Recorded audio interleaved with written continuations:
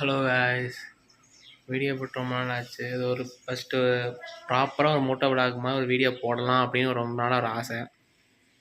கடைசி டைமே கிடைக்கல. அது இது சுற்றிட்டு கொஞ்சம் ப்ரெஷர் சுற்றிட்டு இருந்தனாட்டி எதுவும் பண்ண முடில.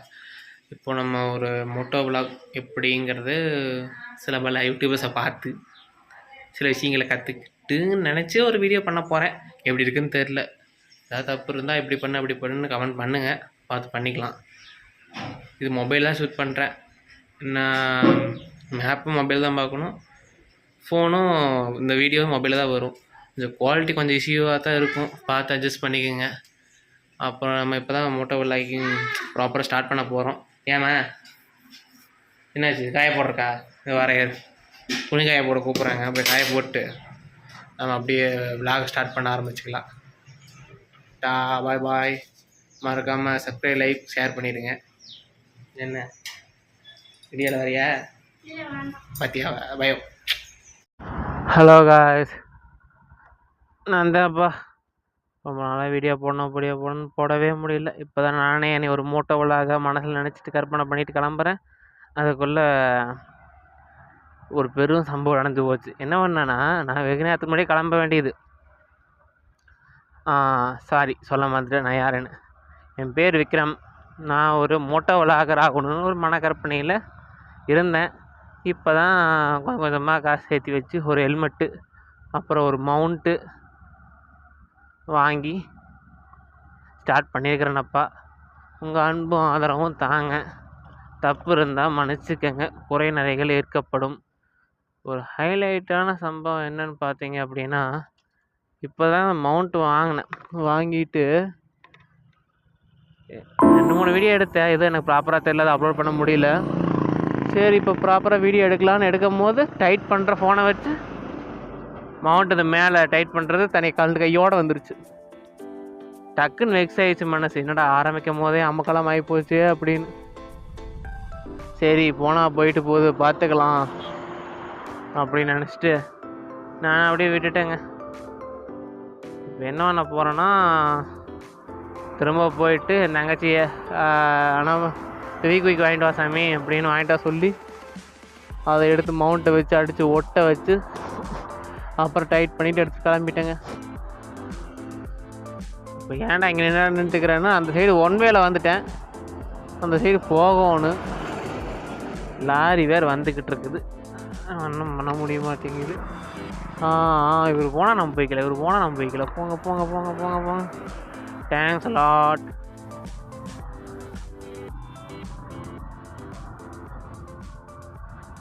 அப்புறம் இதுதாங்க நம்ம ஸ்டோரி. அப்புறம் இன்னொரு முக்கியமான விஷயம், நம்ம ஒரு வண்டி எடுக்கலான்னு ஒரு பிளான் பண்ணிகிட்டு இருக்கிறேங்க. இது நம்ம வண்டி தான்.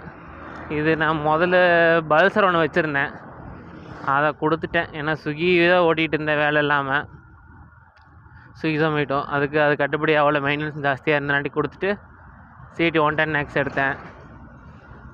இப்போ இது கொஞ்சம் அப்பப்போ கொஞ்சம் மக்கர் பண்ணுறாப்புல தம்பி. அதை சர்வீஸ் பண்ணி ஓட்டிகிட்ருக்கேன். இன்னும் சில பல வேலைகள் பண்ணணும். அப்போ வந்துட்டு ஒரு நல்ல வேலை கிடச்சிதுன்னா இதை கொடுத்துட்டு இன்னொரு வண்டி எடுத்துட்றா அப்படிங்கிறாரு. ஆனால் நமக்கு இதை கொடுக்க மனசு இல்லைங்க. வீட்டில் இருக்கட்டும் இன்னும் ஆரம்பங்க. சூப்பரான தரமான சம்பவம் தம்பி பண்ணிட்டாப்புல. ஏன்னு தெரியல, வண்டி டக்குன்னு ஆஃப் ஆயிடுச்சு.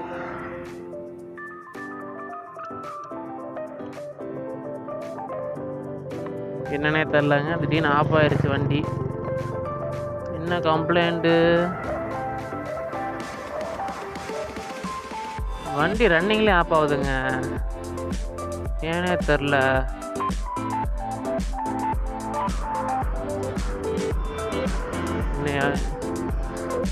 போகுமா என்னன்னு தெரில. பெட்ரோல் இல்லாமல் நிற்கிதா? பெட்ரோல்லாம் இருக்குதுங்க, ஆயிலும் மாற்றிருக்கேன். மோட்டோ விளாகருங்கோ பாருங்கள், அவர் தாங்க ப்ராப்பரான மோட்டோ விளாகர். எல்லாம் ப்ராப்பராக வச்சுருக்கிறாரு.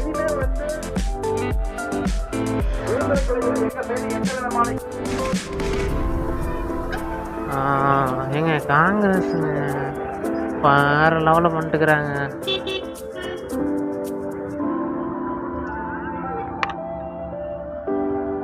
சூப்பர் தலைவா.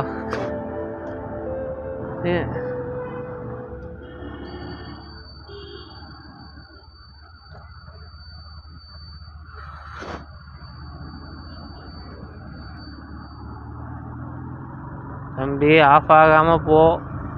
நான் போயிட்டு நம்ம ரிட்டன் வந்துடலாம், இல்லை போய் மெக்கானிக் ஷாப்பில் கூட பார்த்துக்கலாம். ஆஃப் ஆயிடாத. இப்போ பெட்ரோல் வேறு அடிக்கணும். என்னங்க எப்படி ஆகிப்போச்சு, திடீர்னு ஆஃப் ஆகிற மாதிரி இருக்குதுங்க. காலைல எல்லாம் செக்கப் பண்ணேன், நல்லா தான் போயிட்டு இருந்தது. அதுக்குள்ளே சங்கடம் பண்ணிட்டாங்க. ஃபோன் கால் வருதுங்க. ஹலோ காய்ஸ், கொஞ்சம் பிரச்சனை, அதனால தான் பார்த்துட்ருக்குறோம். அண்ணா விஜயமாலம் தான். விஜயமாலம் நேரம் பைபாஸில் அழுத்தி போயிடுவேன். நான் பைபாஸில் போயிடுவேன். சரி.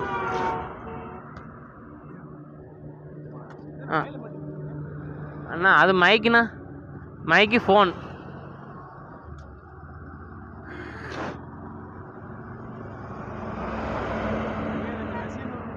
ஆமாம், நசினூலும் தானே வரீங்களா? ஆ ஆ ஆ ஆ ஆ ஆமாம். ஆ ஆ ஆ ஓ ஆ ஆமாம், ஊத்துக்குடி ஆர்எஸ். இப்போ நீங்கள் எங்கே போகணும்? மதுரையா? ஓ சரி சரி சரி. ஈரோடு போயிருந்தேன். ஈரோட்லேருந்து ட்ரெயின் இருக்குது. ஆடா இங்கே இது லாங்குண்ணா. ஈரோடு போனீங்கன்னா ஆமாம், எல்லா ட்ரெயினும் அந்த வழியாக தான் போகும். ஆமாம், அது இப்படி தான் போகும். அப்படி தான் போகும், ஈரோடு போய் தான் போகும். நான் ஏன்னா உங்களுக்கு இங்கே சுற்று சில நேரம் இங்கே நின்னா தான் நிற்பானுங்க.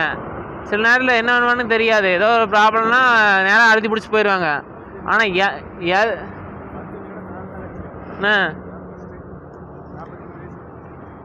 ஓ எங்கேருந்து வரீங்க நீங்கள்? அங்கேருந்து நீங்கள் வேலைக்கு வந்தீங்களா? ஓ ஆ ஆ ஓ சரி சரி சரி. பெட்ரோல் அடிக்கல, அடிச்சு போயிடலாம்.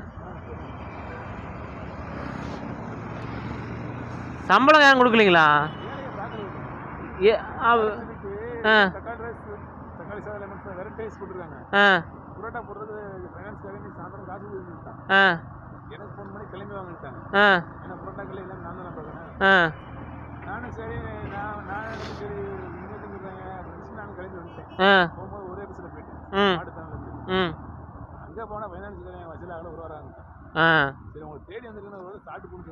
ஆமா.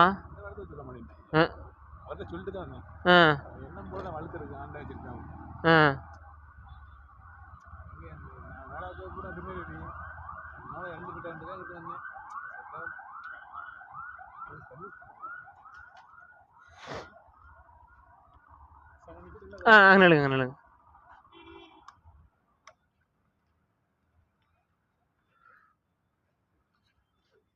அக்கா 100.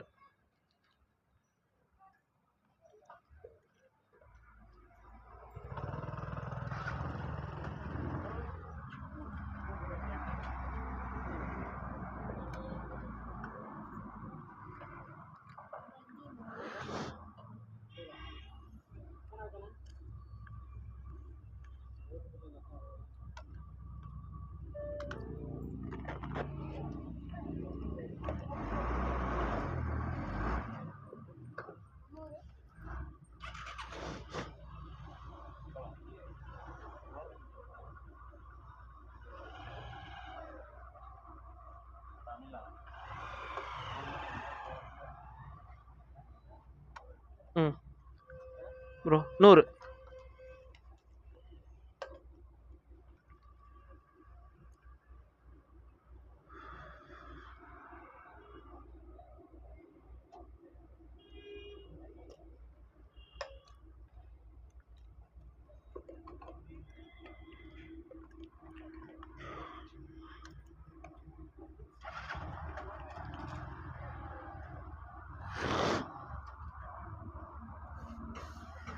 போலாம்ண்ணா.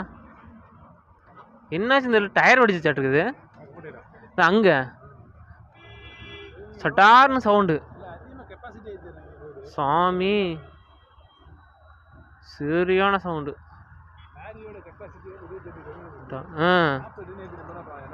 40 டன்னா.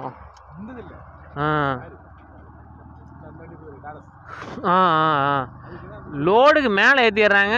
அதான் கெப்பாசிட்டி தாங்க முடியாமனு வெடிச்சிருது. ஆமாம்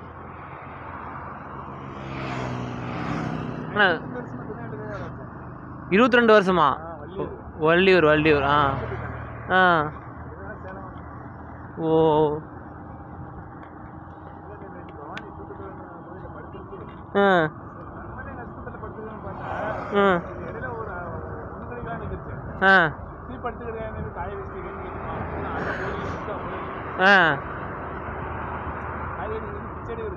ஓ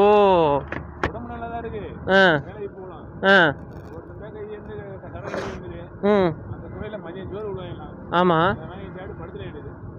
ஆடா பாவமே, என்ன வாழ்க்கை வாழ்றாங்கன்னே தெரியாம வாழ்ந்துட்டு இருக்கிறாங்க.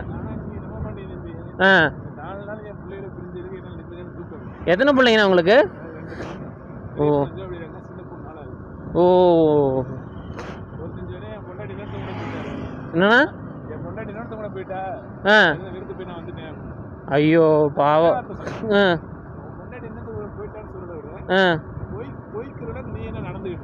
சத்தியமா 100 பார்த்தா அவங்க போற நீ என்ன பண்ண? கண்டிப்பா.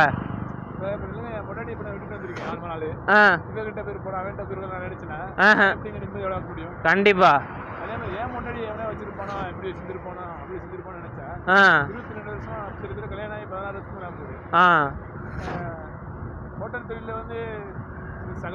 ஆமா ஆமா.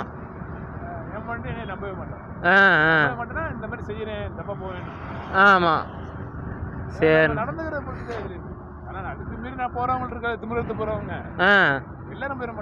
கண்டிப்பா போக மாட்டாங்க. இப்போ நீங்க ஊருக்கு போய் அங்கேயே வேலை பாரு, அங்கேயே இருந்துங்க, அங்கேயே வேலை பாருங்க.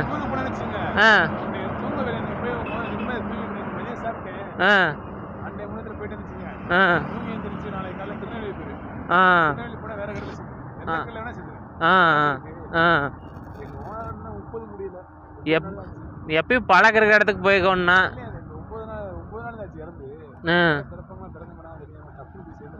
ஓ ஓ ஓ ஸோ பாவம்.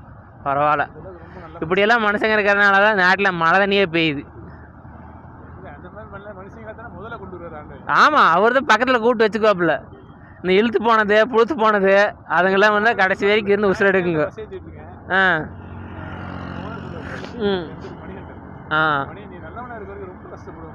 எங்கள் அப்பா பேர் மணிகண்டன் தான். எங்கள் அப்பா பேர்.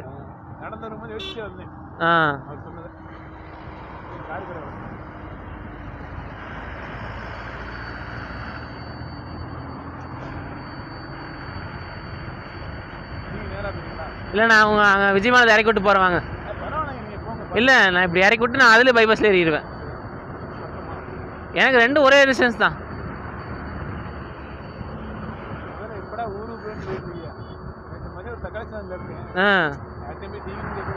அது நேராக போகிறோம் தான். சரி, உங்கள் கதையை கேட்டனாட்டி சரி பாவம் நம்மளால முடிஞ்ச ஒரு ஹெல்ப்பு. அதனால தான். அது பிரச்சனை இல்லைண்ணா, 2 ஒரே டிஸ்டன்ஸ் தான் எனக்கு.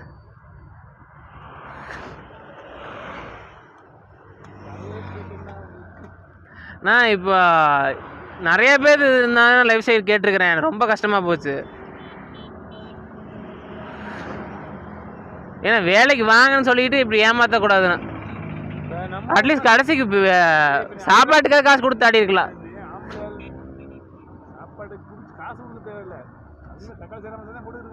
சாப்பாடாக போட்டு தாடி இருக்கலாமே. ஒரு தக்காளி சாப்பாடு எவ்வளோ வந்துட போகுது? 50 ரூபா வருமா? 40 ரூபா. அது கூட வரது இல்லாமல் போயிட்டோமா மனுஷ உயிர்.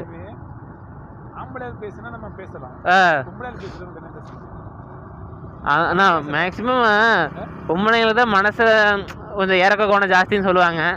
ஆனால் இங்கெல்லாம் எப்படி இருக்காங்கன்னு எனக்கே தெரிய மாட்டேங்குது. ஏன் எப்படி இருக்காங்கன்னு. கண்டிப்பாக ஆமாம் ஆமாம். இவன் நினைச்சா தனிப்பட்ட முறை செய்யலாம். ஆமாம். ஆனால் அவன் கொண்டாட்டியது அவன் நினைச்சது அவன் சொல்றதை செய்ய முடியும். கண்டிப்பாக கண்டிப்பாக. சரி விடுங்க, நீங்கள் போய் வீட்டில் அவங்களுக்கு தெரிஞ்ச இடத்துல நல்லா வேலை செஞ்சு உங்கள் பிள்ளைங்கள காப்பாற்றுங்க. ரயில்வே ஸ்டேஷன் நடக்கிறதுல உடம்பு தெம்பு கொடுத்துருக்காருல. ஆமாம் ஆமாம். அதே போதும். நல்லவனா இருக்க வரைக்கும் நம்ம கூட ஆண்டே இருக்கும். கண்டிப்பாக கண்டிப்பாக. எனக்கு எப்பவுமே இவ்வளோ தூரம் நடந்து வந்தேன். அந்த பக்கம் போகிற வண்டி நம்ம பக்கம் திரும்புறதுக்கு எவ்வளோ நேரம் ஆகும்? ஒரு செகண்ட் கூட ஆகாது. முடிஞ்சு போச்சு.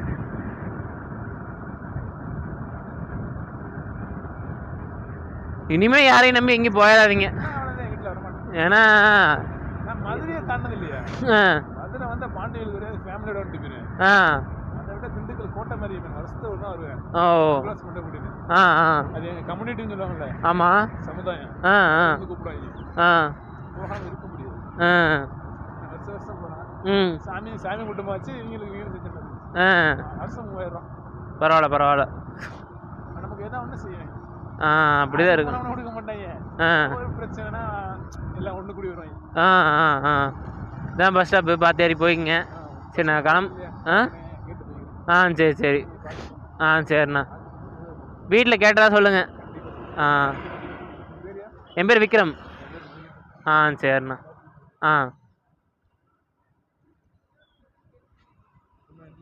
சரிண்ணா, பார்த்து போங்க.